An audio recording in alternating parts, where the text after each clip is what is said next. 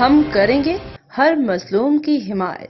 السلام علیکم ناظرین، میں ہوں حورین فاطمہ اور آپ دیکھ رہے ہیں حمایتی نیوز HD چینل۔ نظر ڈالتے ہیں آج کی اہم خبر پر۔ اسٹیل ٹاؤن پولیس کا شاندار ایکشن، پولیس مقابلے میں 2 ڈاکو زخمی حالت میں گرفتار۔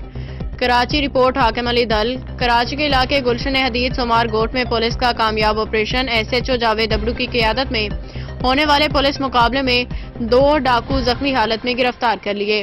تفصیلات کے مطابق اسٹیل ٹاؤن تھانے کے نئے SHO جاوید ابڑو نے چار سنبھالتے ہی جرائم پیشہ عناصر کے خلاف دباکے دار کارروائی کی۔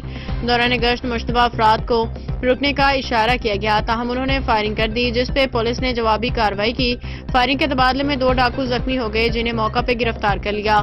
زخمی ڈاکوؤں کو فوری مددگار ایمبولینس ڈرائیور ریاض علی شاہ کے ذریعے جناح ہسپتال منتقل کیا گیا، جہاں انہیں طبی امداد دی جا رہی ہے۔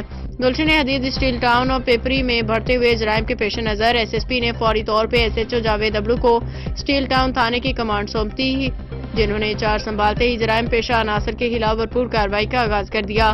اہل علاقہ نے اس کامیاب آپریشن پہ پولیس کو خراج تحسین پیش کیا، امید ظاہر کی کہ SHO جاوید ابڑو کی قیادت میں علاقے کو جرائم سے پاک کرنے کے لیے مزید سخت کارروائیاں جاری رہیں گی۔